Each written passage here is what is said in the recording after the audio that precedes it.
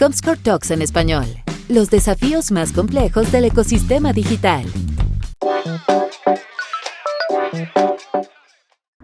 Bueno, buen día, bienvenidos a un nuevo episodio de Comscore Talks, de nuestra versión en español, donde hablamos de los desafíos más complejos del ecosistema digital en Latinoamérica. De nuevo estamos muy contentos de que hayan descargado el podcast, de que nos estén escuchando, y vamos a tener una conversación que estábamos buscando hace tiempo. Estamos muy contentos de poder tener a nuestra invitada de hoy. Ya les voy a contar detalles, pero felices, va a ser una charla muy interesante. Yo soy Leónidas Rojas, soy director de Comscore para el Cono Sur de Latinoamérica, y vamos a hablar en este episodio con Deb Slabotsky, quien es la persona a cargo, la Head de Measurement and Data para toda la hispanoparlante de LATAM, con asiento en Buenos Aires, en Google, Argentina. Deb, ¿cómo estás? Qué gusto tenerte hoy. Hola Leo, ¿cómo estás? Muy contenta de estar con ustedes hoy y finalmente, ¿no? Pudimos hacerlo, así que nada, súper entusiasmada. Le vamos a contar a la gente una incidencia, nos lo veníamos buscando con Deb, pero bueno, entre agendas, todo, no lo habíamos podido coincidir. Además que las cuarentenas, todo ya algo conocido nos lo hace más difícil. Pero acá estamos, Deb, vamos a charlar, a hablar un poquito de ti, de Google, de la industria. Creo que va a ser un rato interesante para nosotros y para la gente que lo escucha. Así que arrancamos. Y Deb, mira, siempre le preguntamos a todos nuestros panelistas, la gente con la que conversamos, y ya en largos 38, 40 episodios, que hablen un poquito de ellos, ¿no? Antes de charlar a la parte de industria o de sus organizaciones, de quiénes son, para conocerlos un poco más, experiencia previa, cómo llegaste a Google. Cuéntanos un poquito de eso. A ver, haciendo un poco de memoria, ¿no? Empiezo mis primeros pasos en agencias de creatividad locales acá en Buenos Aires, y era en un momento en donde las agencias creativas estaban súper en auge. Y decía, ¿no?, que quería ser creativa, pero la realidad es que siempre lo mío fue más creatividad en estrategia. Siempre me encantaron las matemáticas, las estadísticas. Así que de a poquito, y también con el auge de lo que en su momento llamábamos centrales de medios, me voy yendo para ese lado. Y mis segundos pasos y largos pasos fueron en varios holdings de medios, y también trabajé en compañías de televisión. Y en ese momento la televisión no solo era el medio troncal, sino que era el medio de donde se podía tener más información, ¿no? Que había, podemos decir que modelos más rigurosos en ese momento, y eso me fascinaba. Entonces, a partir de eso, empiezo a correrme un poquito y paso de manejar equipos con el tiempo, ¿no? Equipos de planificación a equipos de research, data, analytics, insights.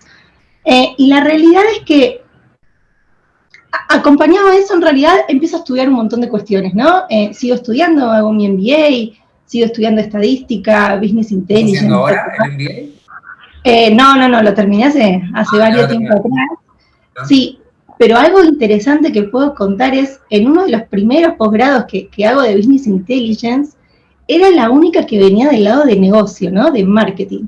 Eran todos ingenieros y yo. Y me miraban como diciendo, ¿qué hace esta chica acá?, ¿no? Y yo miraba como diciendo, ¿cómo no hay más gente de mi campo acá? Había un gap entre estas dos áreas que me parecía súper desafiante, y que me parecía que se podían hacer un montón de cosas en conjunto, y es ahí en donde obviamente empieza todo el mundo digital a tener un rol fundamental, y a yo ver que de verdad pasaban un montón de cosas, podíamos tener un montón de información que, ayudado de la tecnología, pudiera hacer que los negocios se transformen y hacer mucho más eficientes esos negocios. Me pongo a estudiar, trato de entrar más en el mundo digital. Obviamente que las compañías y las centrales de medios empiezan a tener sus áreas digitales, estaban muy pegados a mí, pero imagínate que manejando áreas de research y de data era fundamental entender mucho más ese mundo. Y llega un punto en el que digo, bueno, para avanzar en mi carrera, para seguir desarrollándome en esto que me fascina, me tengo que transformar, ¿no? Me tengo que reinventar. Y creo que fue en eso, en esa capacidad que aprendí de reinventarme, y ese momento en donde tomo un poco de riesgo también, en donde llega la oportunidad de Google y digo, vamos por este lado y vamos realmente a aprender todo el mundo digital. Todo esto seguía obviamente creciendo a pasos agigantados y bueno, Comscore incluso es una de las primeras herramientas digitales que empiezo a utilizar, ¿no? Y vos recordarás mejor que yo que la información que tenía era de otro estilo y usábamos otras métricas, pero todo fue evolucionando y realmente fue un mundo que me fue apasionando y creo que eso, creo que cada uno tiene una historia que es única por la cual llega a cada uno de los lugares donde está, pero te diría que la defino como esta capacidad de poder reinventarse, que es algo que pasa mucho, ¿no? Dentro de Google, dentro de todas las personas que trabajan en la compañía.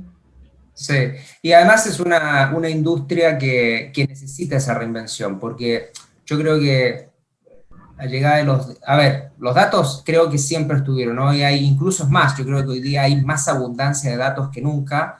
La problemática está en el gap que se genera, como dicen, entre la computadora y el asiento, ¿no? Somos nosotros, somos los saberes usarlos o aprovecharlos, hay una obsesión con los datos, pero muchas veces no sé para qué tenemos esa obsesión con los datos, lo hemos charlado con otras personas acá en estas mismas charlas de Talks, y me parece interesante lo que dices, porque es una industria que avanza tan rápido y el desafío para todos nosotros es tener tiempo para o estudiar o charlar con gente, charlar desde una posición, creo yo, lo más agnóstica posible para entender al otro. No sabemos todo, no estamos ni cerca de saber todo lo que pasa en esta industria, así que es bueno escuchar a expertos. Me encanta, está muy bueno eso. Además me quedé, después te voy a preguntar más de ese detalle del estudio, de los ingenieros, de ese momento. Vamos a ver cuánta gente hoy de la industria está en eso. Debería haber más, porque esta industria hoy día está Muchísimo. atravesada totalmente por los datos.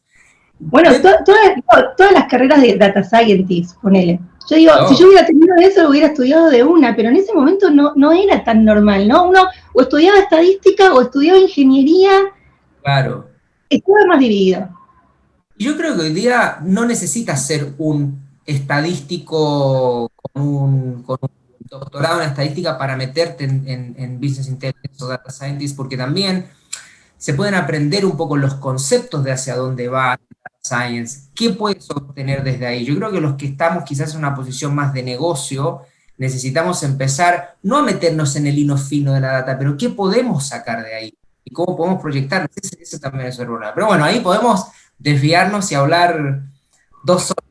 Te quería preguntar, yo sé que, a ver, es una obviedad mencionarle a todo el mundo que es Google, pero cuéntanos un poquito más de tu rol, porque en una compañía que está tan atravesada por los datos como Google, tu rol parece ser extremadamente complejo, pero a ver si lo puedes desenmarañar un poquito y contarnos de qué se trata. Ok, lo que hago en Google hoy es liderar un equipo de producto. En realidad manejo todas las soluciones para publicidad que se relacionan con medición, data, apps, eh, experiencia de usuario, mobile y privacidad para todo lo que es Hispanoamérica. ¿Qué hago en esa función? Pensá que mi equipo viene a ser como un puente entre los ingenieros que lanzan nuevas soluciones de todas estas áreas que te comentaba y los equipos locales que dan soporte a agencias y a clientes de nuestras soluciones. Entonces, hay un montón de tareas en el medio y funciones en el medio, pero algunas para poder ser más específica y explicar un poquito más, que a veces es complejo, como decís, diseñamos las estrategias de los lanzamientos de algunas soluciones locales, tratamos de ayudar a clientes y agencias a que puedan utilizar nuestras soluciones de un modo que les sean más eficientes y también ayudamos a que puedan transformar sus negocios con nuestras soluciones. Entre otras tantas cosas, ¿no? Pero me parece que esos 3 ejes son fundamentales en lo que hacemos en el día a día. Para todo Hispanoamérica, desde México hasta Argentina, ¿no? Así es, sí.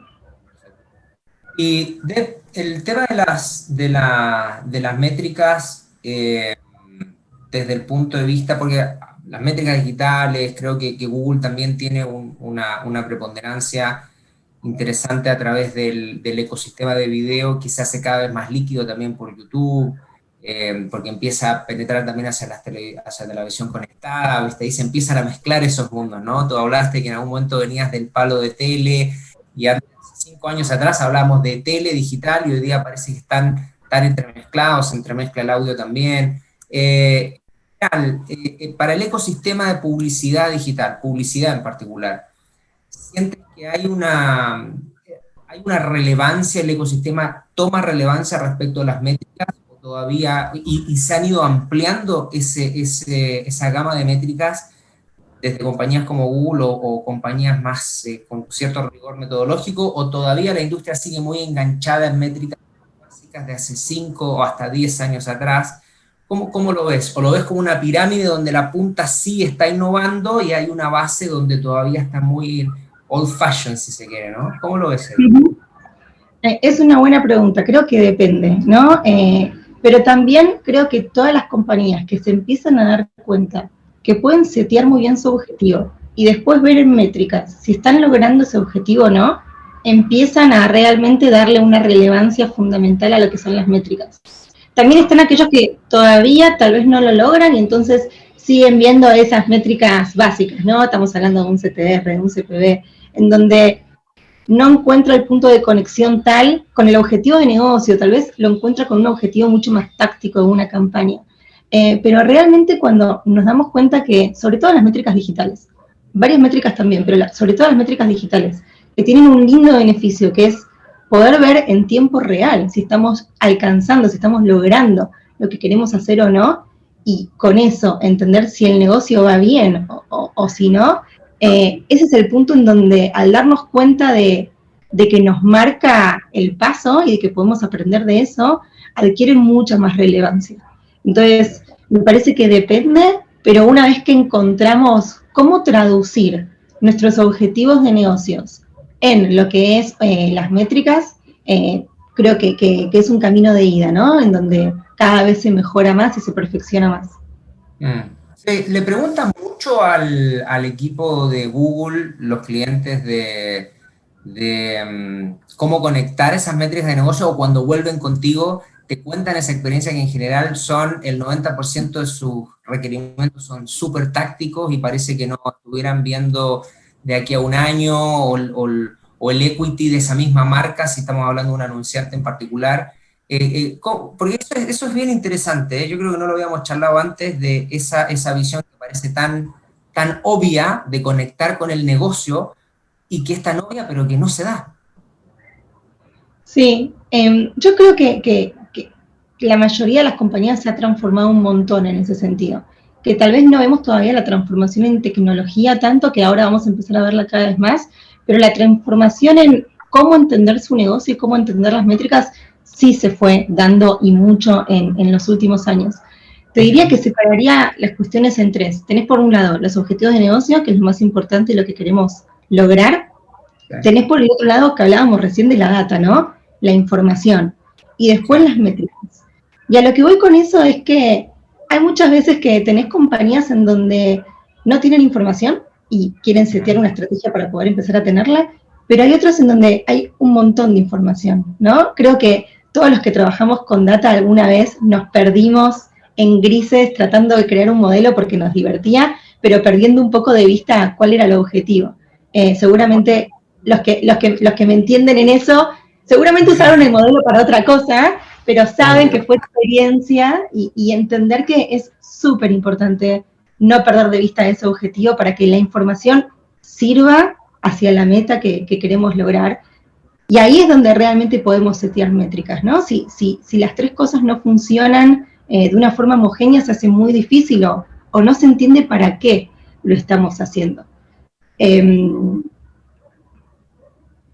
Bien, bueno, sí, a ver, yo mientras hablabas iba preguntando, o iba pensando en preguntarte, quizás que es complejo acotarlo tanto, pero a nivel digital, ¿cuáles son las métricas que tú consideras que son fundamentales cuando estamos hablando de performance, cuando estamos hablando de la construcción de marca, hablando del ecosistema digital, y que probablemente hoy día algunas de ellas se puedan estar pasando por alto o que realmente tú consideres que el ecosistema en Latinoamérica lo está usando consistentemente y bien, de acuerdo, porque ustedes tienen una visión mucho más ampliada como compañía global y obviamente Google al operar en otras geografías, en Estados Unidos, en Europa, en mercados que están varios pasos por adelante de la TAM, quizás hay best practices que se van bajando y ustedes dicen, bueno, la hemos tratado de meter en el mercado y hay una resistencia natural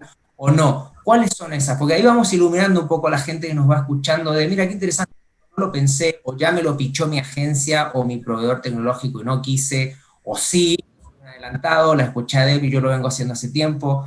¿Por dónde va eso? A ver, me gusta la pregunta, es difícil de responder porque creo que por un lado lo que hacíamos en la TAM que cambió es lo que me preguntabas antes, ¿no? Guiarnos solo por las métricas básicas y saber que teníamos que ver esas métricas como punto definitivo, como punto final.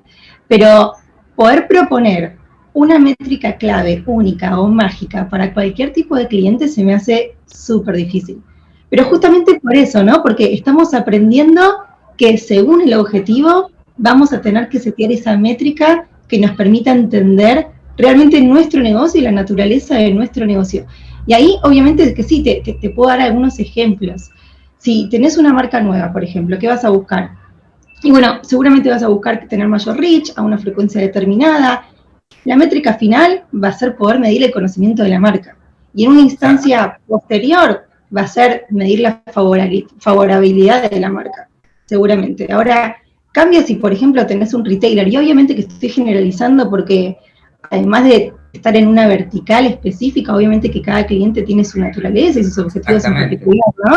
Pero, por ejemplo, un retailer, ¿qué va a querer? Un retailer seguramente va a querer mayores conversiones cuando las conversiones son las compras, va a querer mayor eficiencias, mayores retornos, y va a estar mirando eso como métrica final. Tanto online como offline, ¿no? Como tanto en lo que es un supermercado o un negocio, como lo que es en la web o en una app que hayan creado. Después tenés otro tipo de clientes en donde, por ejemplo, si estuviste 6 meses trabajando en una mejora de lo que es la experiencia de usuario, ¿qué vas a querer ver? Vas a querer ver que hay una tasa de abandono de carritos mucho menor que antes, ¿sí? O si lanzas una app. Si lanzas una app, lo que vas a querer ver es que hay descargas, que hay instalaciones y que hay uso, ¿no? De esas descargas y esas instalaciones. Entonces, me es muy difícil recomendar una sola métrica para todos, pero sí me parece que en un trabajo en conjunto, en donde realmente entendamos la naturaleza del negocio y la instancia en donde está, ¿no? Porque también cada compañía tiene diferentes estadios para las diferentes marcas que maneja. Sí me parece que se pueden adjudicar ciertas métricas para cada problema o para cada objetivo. Sí, eso es verdad, porque la realidad es que uno tiene la sensación de que las verticales o silos de negocio tienen que tener per se una métrica y obviamente va a depender de la maduración, el estadio de cada cliente y la relación que tengan, pero es interesante. Ustedes al final se transforman casi en un 1 a 1, ¿no? A pesar de que... Y eso sí. Es lo desafiante, porque es un 1 a 1, y eso también le genera a los clientes la experiencia de usuario con ustedes, ¿no? Es el tener un driver, que es decir, socio estratégico y avanza conmigo y yo avanzo con ellos en esta relación 1 a 1, pero es difícil porque me imagino que debe haber cada vez más empresas que quieren trabajar con ustedes en estadios relativamente embrionarios y a veces no te deben dar los tiempos. ¿Cómo manejan eso? La realidad es que sí, eso es lo que lo hace divertido, ¿no? No hay un cliente que sea igual a otro y eso está buenísimo. No tratar de que para todos funcionen las mismas soluciones o de la misma forma que utilicen las mismas soluciones, pero me parece que hay dos cuestiones. Hay tecnología que puede servir para muchos y ahí hay que entender combinada con qué sirve para cada uno. Y es un trabajo, de vuelta, sí, 1 a 1, en donde vamos trabajando con cada cliente. No es solo Google, ¿no? Los clientes suelen tener agencias que los acompañan un montón y partners que los acompañan un montón y fuentes de información, como es un Comscore, por ejemplo, que ayudan a tomar decisiones todo el tiempo, entendiendo realmente qué es lo que están queriendo lograr en ese momento. Entonces es un balance, me parece, ¿no? Entre utilizar tecnología e información que se pueda acceder, que no sea única, pero no tiene por qué serlo, pero sí lograr combinaciones y formas de utilizarlo de forma única. Exactamente. Bueno, está buenísimo. Ahí ya están tomando nota. Ya sé que hay un montón de gente tomando nota. Te voy a dar un ejemplo que es ya sabido por todos, sabemos en las definiciones que se hizo respecto de este tema, las cookies de terceros a nivel global, que me parece que ha tenido más ruido y más sobreinterpretación de lo que realmente tiene en rigor.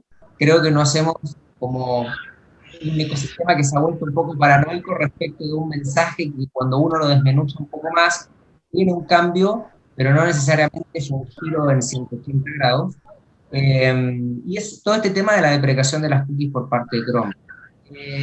La pregunta tiene que ver con quizás la perspectiva de ustedes en Latinoamérica en este contexto, y qué es lo que busca, qué es lo que podría interpretar la industria respecto de esta acción de Google, y cuáles son los beneficios que ustedes creen que pueden comunicar de esto a la industria en general a nivel global de esta CAM, más allá de los elementos de privacidad, sino también en hacer mucho más efectivo la vehiculización de todo el tema de publicidad digital a través de esto, ¿no? Que tiene que ver un poco con el respeto a la privacidad de los usuarios.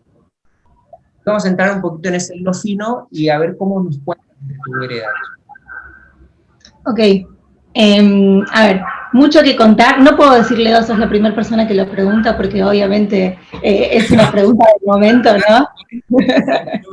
Pero bueno, es más, ya lo charlamos alguna vez acá, pero no lo habíamos hablado desde la vereda de Google, y es súper interesante saberlo también, porque obviamente la gente quiere saber desde Google, bueno, ¿qué nos pueden contar ahí? Y eso yo creo que es muy Ok, muchas cosas que contar. A ver, si es un cambio grande, yo creo que sí, que es un cambio grande.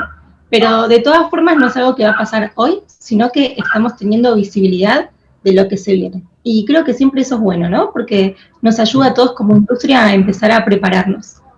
Entonces, como primer medida eso, pero se viene un cambio grande y lindo. Varios players, ¿sí? No solo Chrome, sino varios players en los últimos tiempos estuvieron haciendo varios anuncios que tienen que ver con lo que es privacidad. Entonces, ¿qué es lo que anuncia Chrome? Chrome anuncia que en los próximos 18 meses lo que va a hacer es dejar de dar soporte a lo que son las cookies de terceros, ¿sí? Esto es lo que va a ocurrir. Y para explicar un poquito ese concepto, porque la mayoría creo que lo entiende, pero hay personas que tal vez no, y es válido, y es súper válido también. Muchas veces se confunde este mundo cookieless, ¿no? Como sale en todos lados, con que van a desaparecer las cookies, y es parcialmente verdad. Y ahí voy a tu punto de, es un giro en algunas cosas, pero en otras no tanto, y es las cookies de first party, que son las cookies que recolecta la compañía desde su sitio de forma directa con sus usuarios, que esperemos que tenga consentimiento de sus usuarios, pero la información que recolecta de forma directa, esa va a seguir estando. Esa no va a tener ningún tipo de cambio, a menos que hoy no tenga el consentimiento, y obviamente van a tener que tenerlo, ¿sí? Y tratamos de apoyar esa idea de que tengan el consentimiento del usuario. Y después están las cookies de terceros, que son aquellas que no recolecta cada una de las compañías de forma directa, ¿sí? Pero hoy se está teniendo acceso. A esas cookies de terceros es las que completan muchas veces la jornada de todo lo que es el usuario, son las que no se va a tener acceso. Entonces, hay parte de la información que se va a seguir teniendo y hay parte de la información que no. Hoy se utiliza esa información, obviamente, para hacer un montón de cuestiones de medición, se utiliza para generar campañas para targets específicos. Entonces, en ese sentido, el no tener esa parte de la información, sí va a empezar a cambiar un poquito este ecosistema. Sí. Perdón. No, dale, adelante. Por favor, dale. No te quiero cortar la discusión, perdón, me van a matar. Hay mucho para contar. Entonces, antes me preguntabas algo de las causas, ¿no? De esto. Sí. Y algo importante que me parece que está bueno contarles también es por qué se da esto, ¿no? Y en los últimos años creo que todos venimos escuchando de, modelos de negocio muy centrados en el usuario, activaciones de marketing, de publicidad muy centrados en el usuario, la creatividad, ¿no? El mensaje entendiendo el comportamiento y lo que quiere el usuario. Esto también tiene que ver con poner al usuario en el centro. En un ecosistema, en una infraestructura, pero la decisión de Chrome tiene que ver con esto, ¿no? Empezar a poner al usuario en el centro. Un usuario que nosotros mismos como usuarios, ¿no? Que conocemos mucho más que antes de lo que es el ecosistema digital y que estamos pidiendo dar consentimiento o no de la información que compartimos. Estamos pidiendo también entender un poquito mejor para qué se van a utilizar estos datos. Exacto. Entonces, viene a raíz de eso. O sea, hay un usuario que pide más resguardo, hay un usuario que pide más seguridad, y la idea es poder generar un ecosistema nuevo en el que todo el ecosistema, de vuelta, permita que el usuario se sienta mucho más protegido. Entonces, exacto, de ahí es desde donde viene esta idea. Si pudiéramos hacer una alegoría, yo pensaba, y creo que lo charlábamos hace un tiempo atrás con algunos de los invitados, que las cookies no tienen la culpa, ¿no? Me parece que nosotros las arrinconamos. Si las pudiéramos personificar, ¿no? Las arrinconamos, quizás la industria las puso en un rincón en donde las llevó a un extremo. El extremo de quizás irrumpir, digamos, en un espacio con los usuarios que eventualmente no tenía ese consentimiento, y los usuarios empezaron a decir, bueno, aquí hay cosas que no necesariamente me siento cómodo, no, pero eso es algo que ya hemos discutido en la industria en general, y me parece que eso es muy relevante lo que comentas, no desaparecen, el first party se mantiene. ¿Piensas que de una u otra manera esto a los medios, por ejemplo, que obviamente tienen toda la trazabilidad de los usuarios a nivel de sus sites y de sus activos digitales, los vuelve a posicionar en un espacio relevante, ¿no? Porque obviamente van a poder monetizar desde el punto de vista de publicidad todo esto, al no haber una trazabilidad por las cookies de terceros, vuelve a ser súper relevante lo que ellos tengan que decir, ¿no? Sí. En principio yo creo que el mundo digital evolucionó un montón y llegó un momento en el que nos damos cuenta que podemos hacer las cosas mejor y que a partir de ahí vienen estos cambios. Y como decís, trae implicancias, trae un montón de beneficios tanto para el usuario como para las empresas y los medios, ¿no? Para los usuarios trae implicancias de mantenerse en una red mucho más segura, poder saber con quién compartimos los datos, y hay un montón de estudios que demuestran que nosotros, como usuarios, queremos compartir la data o podemos compartir la data sin ningún problema, siempre que sepamos para qué se va a usar y siempre que entendamos que va a ser relevante para nosotros. Tal vez no estamos tan permeables a compartir la data cuando no es relevante. Una cuestión que en realidad es una moneda de cambio y un valor para ambas partes, ¿no? Porque ¿para qué quiere un anunciante o un medio compartir información con alguien que realmente no está interesado? Entonces, en algún punto es un win-win. Ahora sí, implicancias también para las empresas y para los medios hay, y tiene que ver con poder abrazar este cambio y ser parte de esta transformación. Pero de vuelta, el pedido es un poco de... Perdón. Te iba a preguntar precisamente eso respecto de las empresas, porque hay mucho, no diría que pánico, porque eso sería exagerar, pero hay una sensación de incertidumbre respecto de, bueno, lo que veníamos haciendo hace 5 años se desconstruye totalmente, o cómo lo vamos a... Pero creo que para las empresas es una realidad interesante, porque todas aquellas que tienen este sentido de responsabilidad social empresarial tienen que ponerse a la vanguardia de esto, que es decir, yo tengo que alinearme con un usuario que yo en el discurso pongo en el centro, pero además de ponerlo en el centro, lo tengo que poner en el centro de mis acciones también, no solo en mi producto o lo que desarrolle como servicio, sino también en cómo conecto con... Diste en la tecla, porque se trata de eso, ¿no? De que el tema que está en el centro es cuidemos a nuestro usuario y cuidemos a nuestro cliente, ¿sí? Ahora hay que cuidarlo también en el ecosistema digital. Y hay relaciones directas que tienen los clientes con los usuarios o los medios con los usuarios, que hay otras compañías que no tienen nada que ver, y se pone de manifiesto esto. ¿Cómo hacemos para realmente escucharlos? ¿Qué están queriendo? ¿Y cómo hacemos para generar que todo el proceso sea de una forma más ordenada y de vuelta, con el consentimiento? Entonces, sí, se trata de que las empresas puedan abrazar este cambio, puedan transformarse, y hay un punto súper importante que es que confíen que tenemos la tecnología para hacer las cosas bien y para que realmente ellos puedan lograr de vuelta la misma eficiencia que logran hoy en día, ¿no? Obvio, no es que todos los días vamos a seguir haciendo lo mismo porque hay una transformación que hacer, sí, hay cuestiones que cambiar, sí, pero se trata de ir mejorando y de volver a las eficiencias que hoy tenemos. Reinventarse, al final vamos a tener que reinventarnos un poquito, pero bueno, de eso se trata también. Vivimos en una industria que se tiene que reinventar. Y ahí quería llevarte una pregunta respecto de ya la parte más dura del ecosistema digital y la inversión publicitaria. Desde el punto de vista tecnológico, se hacen todos los últimos años, particularmente en el tema hablamos antes de las verticales, ¿no? Todas las verticales de retail, quizás banking u otras que la conversión siempre ha sido fundamental, que siempre estuvieron enfocadas en eso, que todo el tema de retargeting, y me imagino que muchas de ellas bien utilizado, tienen ciertas dudas. ¿Crees que de una otra manera el paradigma de inversión en la industria va a cambiar?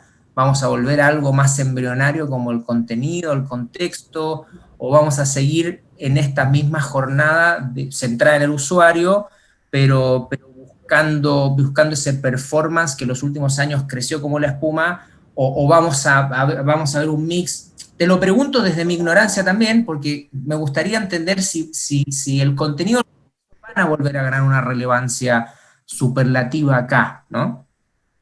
Ok, creo que en efecto hay una transformación enorme, ¿sí? Y esta transformación viene a cambiar toda la industria, ¿sí? Y lo que conocíamos de la industria hasta este momento. Ahora, cuando hablas como de un retorno, eso no lo creo. Creo que es una evolución que llega no solo para quedarse, sino para afianzarse e ir mejorando a partir de eso. Y no lo veo para nada como un retorno, porque con esto también empiezan a surgir nuevas tecnologías que nos van a permitir hacer lo que hacíamos y más cosas. Creo que el gran cambio de estas nuevas tecnologías, como puede ser una tecnología abierta de pruebas y sandbox, es que te va a permitir con algunas herramientas hacer lo que hacías tal vez hoy, seguramente en un futuro más, pero la realidad es que lo que va a hacer es no identificar individualmente a los usuarios, por ende de forma agregada poder tener las mismas eficiencias. Entonces, no lo veo como un retorno, ¿no? Lo veo como algo que va a seguir evolucionando y que estamos en un momento de transformación del ecosistema que va para el desarrollo, no para volver atrás, para nada. Y que todos los modelos y cómo se está midiendo la performance hoy, de vuelta, no es que tienen retorno. Y yendo a las primeras preguntas, tampoco tiene retorno volver a medir algunas cuestiones básicas cuando nos dábamos cuenta que nuestros negocios se podían medir con otras métricas. Tampoco eso creo que pase. Y con respecto a lo que decías del contexto, del contenido en sí, creo que siempre fue relevante, sigue siendo relevante y va a ser relevante. Sí me parece que para compañías tal vez que no tengan información de primera fuente, va a ser poco y súper relevante todo lo que tiene que ver con la publicidad contextual y con los contenidos y relacionarse con contenidos afines a su marca.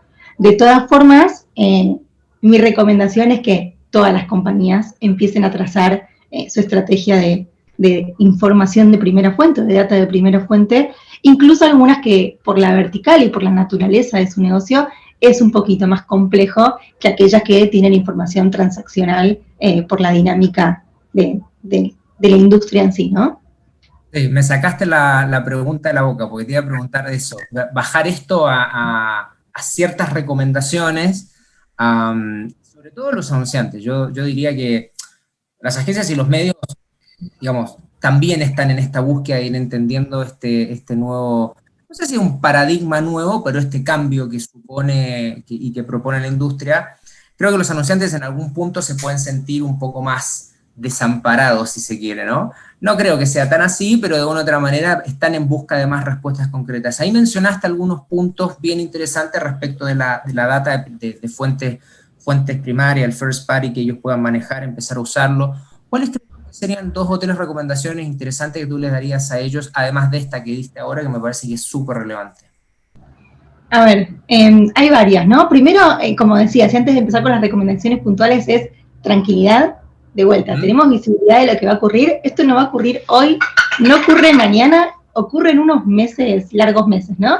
Entonces, Sí. tenemos todo este tiempo para poder ir preparándonos.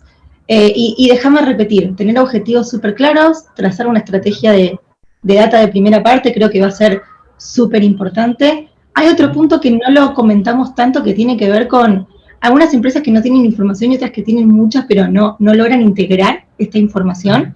Ven, por un lado, lo que es la información online, por el otro lado ven lo que es la información offline, cada departamento ve su propia data, y ahí es cuando menos de calidad es más, y la unificación de esa información empieza a ser calidad para que realmente tenga valor la información que están diciendo. Así que otra recomendación es eso, entender la tecnología y la infraestructura que va a permitir que la información que recolectan la vean de forma unificada. Ese valor va a ser una ventaja competitiva para cualquier compañía que realmente lo pueda lograr. Hay muchos, pero otra recomendación es que empiece a implementar y a utilizar soluciones durables. ¿Qué significa? Que con todos los partners que trabaje, trate de entender qué tipo de soluciones va a estar implementando.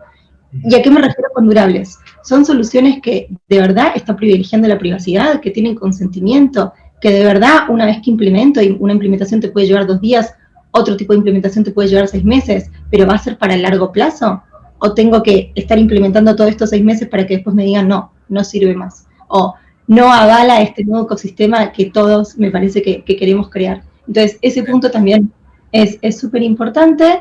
Y modelos escalables, ¿no? Además, escalables en el contexto de, porque uno regularmente tiende a trabajar una caja que te funciona en el corto plazo, y cuando te piden incorporar nuevas necesidades porque el mercado lo demanda, porque el negocio lo demanda, la verdad es que no creé este modelo o este proceso pensando en que tenía que enchufar nuevas o particularidades, que pasa mucho y en general pasa en esta industria en particular.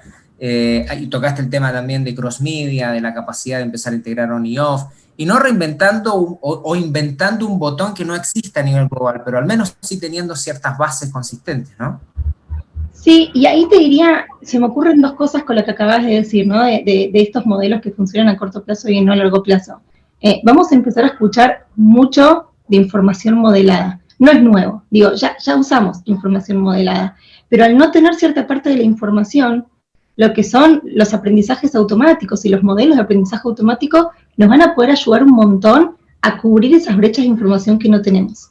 Entonces, la información va a ser más modelada. Y tampoco hay que tenerle miedo a eso, porque lo bueno va a ser que va a ir aprendiendo con lo que suceda, va a ir aprendiendo con el comportamiento del consumidor, e incluso seguramente sea más eficiente que un modelo más manual, con información observada 100%, que podamos crear. Entonces, ejemplo, COVID, cambios de comportamiento, infinitos. Lo que hacías antes, ¿quién dice que te sirve ahora? Si el usuario cambió, si las reglas cambiaron, si los tiempos, ¿no?, están mucho más limitados. Entonces, con esto viene aparejado de esta última cuestión, que es esta cultura de prueba y error. También, no es un concepto nuevo, pero creo que va a ser más importante que nunca. ¿Y por qué? Porque cada empresa va a tener que empezar a probar qué le funciona y qué no. Y creo que una pregunta fundamental ahí, porque creo que todos, ¿no?, hablamos de esta cultura de prueba y error, lo escuchamos un montón de veces, pero ¿cuántos de nosotros, y me incluyo, realmente está preparado para que su equipo venga y te diga, mira, esto salió mal, pero escucha, aprendí cierta cosa que no va a volver a pasar, y no solo no va a volver a pasar, sino que la próxima vamos a ser muchos más eficientes? Yo quiero saber cuántos de nosotros nos ponemos contentos, ¿no? Como tomamos el aprendizaje como moneda de cambio de éxito. Creo que pocos, o sea... Muy pocos. De hecho, me recordaste algo, diste en la tecla, porque también esto, como pasó con todo el proceso de transformación digital, que la gente rápidamente pensaba en servidores, tecnología, cloud, y en realidad la transformación digital es cultural primeramente, es de capital humano, y en realidad esto tiene que ver con una cultura latinoamericana donde tenemos cierto temor al fracaso, porque además nuestras organizaciones permean esa sensación de que no hay espacio para el error, cuando en realidad el error es fundamental, y esto ya es sabido, de todos los pitch de los Venture Capital en Estados Unidos, que hace 20 años que le vienen pidiendo a las compañías o a las startups saber cuántas veces han fallado antes de saber cuántas veces la acertaron, ¿no? Porque de ahí se aprende. Eso es súper importante. ¿Ves a Latam preparado en eso? O sea, sí, eso te quería decir. creo que los latinoamericanos estamos acostumbrados a normas nuevas todo el tiempo, ¿no? Y a una ambigüedad que tal vez en otras regiones no están tan acostumbrados. Entonces, en ese sentido, creo que tenemos una oportunidad increíble de dar el ejemplo. Y de verdad, de absorber esta cultura y de probar, lo decías recién, si aprendemos, mejoramos. Y entendemos qué funciona y qué no funciona. Y siempre es un paso adelante, no es un paso atrás fallar. Pero es muy difícil incorporarlo y tampoco te sé decir que siempre lo puedo incorporar. Hay veces que trato y hay veces que no sale, ¿no? De forma natural. Y de verdad vamos a tener que incorporarlo, porque se vienen cosas nuevas, se vienen comportamientos nuestros nuevos, y hay mucha tecnología que podemos usar para eso, y con esos fines. Entonces, me parece que realmente, como decías, va a ser algo organizacional para que después la transformación digital se dé en todas las áreas. Exactamente, wow. Bueno, no se abrumen a lo que estén escuchando, vamos de a poco, vamos a ir avanzando a pocos, es muy nuevo porque también genera ansiedad, ¿no? ¿Cómo lo aplico, cómo lo bajo? Pero bueno, nada, vamos a tener chances de ir charlando después en otras oportunidades también con Deb, porque no, espero que no sea la única, Deb, ¿eh? Yo claro. Ahora voy a ir entrando un poquito en la fase final y a preguntarte algunas cosas que también le preguntamos a nuestros invitados, porque ya, a ver, durante todo este periodo hablamos de la velocidad de la industria, la velocidad de la información, la necesidad de estar al día, pero tú, Deb Slabotski, ¿cómo estás al día? ¿Cómo te pones al día? ¿Te capacitas? ¿Te mantienes conectada? Hemos tenido de todas respuestas. Hay gente que nos dice, leo mucho, leo cuando puedo. Los que tienen hijos dicen, bueno, leo a la noche, aunque me esté quedando dormido, leo a la noche. Otros nos dicen, trato de hacer cursos cuando puedo. Otros nos dicen cosas interesantes que es, no tengo tiempo, pero me nutro de las charlas, trato de ser abierto de mente y escuchar a los otros.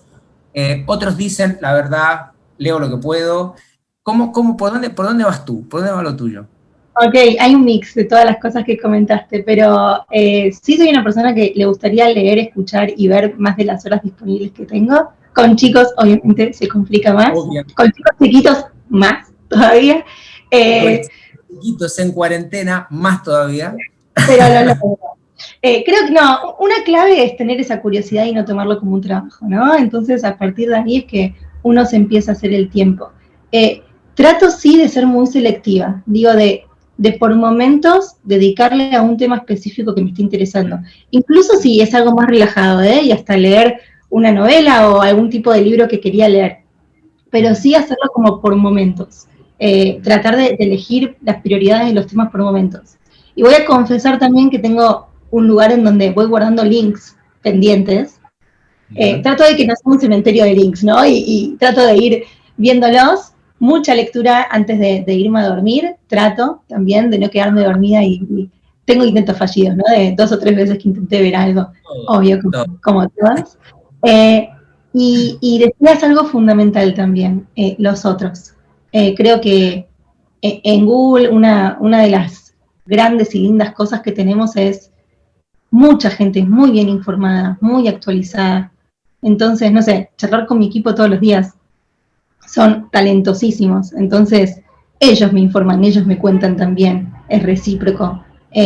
Otros equipos, otras regiones, el hecho de hablar constantemente con ellos y entender las soluciones que se vienen y entender un montón de cosas y estar como súper atento en las reuniones, creo que también aprendo un montón y que me ayudan a estar al día, obviamente. Así que es un mix de cosas que voy eligiendo y del contacto con el otro, 100%.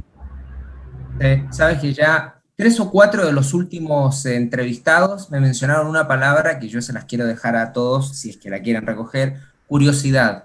Y leí de alguien que decía que la curiosidad es más importante incluso que el conocimiento. Así que por ahí me parece que va muy bien. Deb, última pregunta y ya cerramos.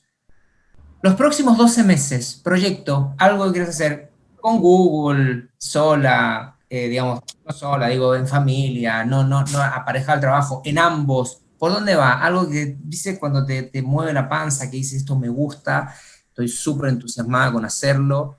Puede ser personal de Google, pero nos gustaría escuchar un poquito de eso. Ok, una y una va. La personal, viajar. Extraño viajar enormemente. Una persona que solía viajar un montón, incluso con nenes chiquitos trataba de organizar para hacerlo, pasé a estar en casa 24 horas y nada, necesito viajar. Así que a nivel personal espero que pronto todos podamos hacerlo. A nivel laboral, hay varios proyectos que me entusiasman y que creo que son desafiantes, pero siguiendo con la charla de hoy, me parece que todos los que trabajamos en esta industria, y no sé, hoy me toca desde Google, pero digo, todos los que, nuestra generación que trabaja en esta industria, va a protagonizar un cambio increíble, ¿no? En el ecosistema digital. Todo empezó a crecer, el ecosistema digital era algo que se venía, bueno, fue algo que se vino. En COVID, más allá de consecuencias obviamente tremendas que estamos viviendo, sabemos que la aceleración de digital fue clave y llegó para quedarse, ¿no? No hay retorno de eso. Y estamos viviendo un momento donde somos protagonistas de poder transformar todo lo que estuvimos haciendo, mejorarlo, hacer las cosas de forma más transparente y que también nos toca como usuarios, ¿no? Entonces, ayudar a las compañías a transformarse digitalmente mientras se transforma un ecosistema me parece súper desafiante, me parece súper lindo como profesionales y como protagonistas de un lindo cambio que se viene. Espectacular. Deb, la verdad, un lujo. Te agradecemos mucho. Creo que va a ser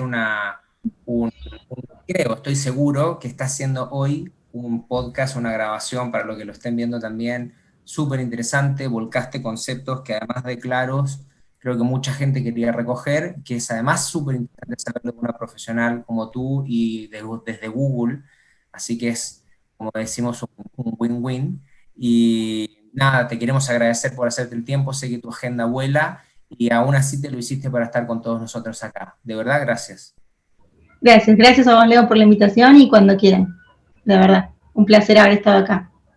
Espectacular. Bueno, gracias, Deb. Gracias a todos los que se animaron, descargaron el podcast, lo escucharon, vieron el video. La verdad, una charla interesantísima. Les agradecemos un montón. Gracias por estar con nosotros en otro capítulo de Comscore Talks, otra versión en español. Nos escuchamos pronto. Va a haber otro episodio prontamente. México, Colombia, Chile, Argentina. Van a haber cosas nuevas para escuchar. Comscore Talks en español. Los desafíos más complejos del ecosistema digital.